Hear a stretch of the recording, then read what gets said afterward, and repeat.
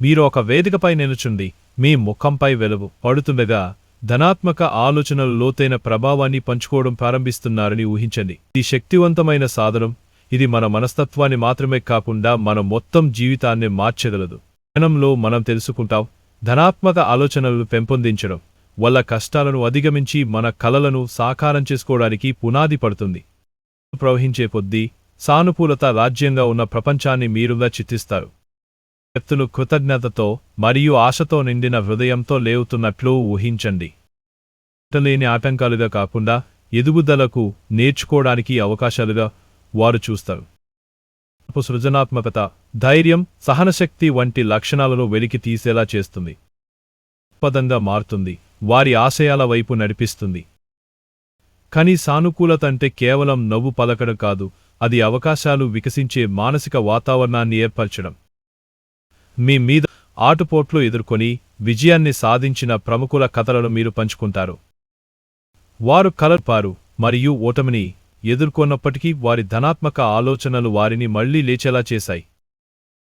ఈ కథలు పగిలిస్తాయి, సానుకూలత కలిగించే అసాధారణ శక్తిని వివరించుతాయి. మీరు శ్రోతలను ప్రతి ఒక్కరికీ అందుబాటులో ఉందని వివరించుతారు. ఇది మనతో మనం ఎలా ప్రారంభమవుతుంది, అదే మన వాస్తవాన్ని రూపొందిస్తుంది. ప్రతికూల ఆలోచనలతో మారుస్తూ భయాలను, అనిశ్చితిని జయించగల మనస్తత్వాన్ని మనం పెంపొందిస్తాం. మన విలువను రోజూ భయానికి పునాది వేసే చర్య. చిన్న విజయాలను గుర్తించండి, భవిష్యత్తు విజయాలకు అద్దం పడతాయి. మీ ప్రసంగాన్ని ముగించేటప్పుడు ప్రతిజ్ఞ చేయమని ఆహ్వానిస్తారు. జీవన ప్రతి కోణంలో ధనాత్మకతను స్వీకరించాలనే ప్రమాణం. వారు తమను తాము ప్రోత్సాహకరమైన వాతావరణాలు, ఒకరినొకరు సహాయపడుతూ తమ లక్ష్యాల వైపు సాగుతారు. వారు కలిసి నమ్మకాన్ని ఆధారంగా చేసుకుని రూపొందిస్తారు. అందులో ప్రతి వ్యక్తి ఇతరులకు దారి చూపే దీపంలా ఉంటాడు.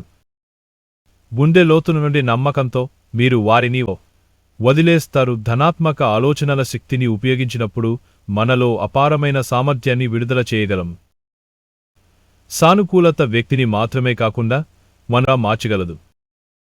దాన్ని ఆలింగనం చేసుకోండి, పోషించండి, ప్రకాశవంతమైన రేపటి వైపు నడిపించనివ్వండి. ఆ శక్తి మీలోనే ఉంది.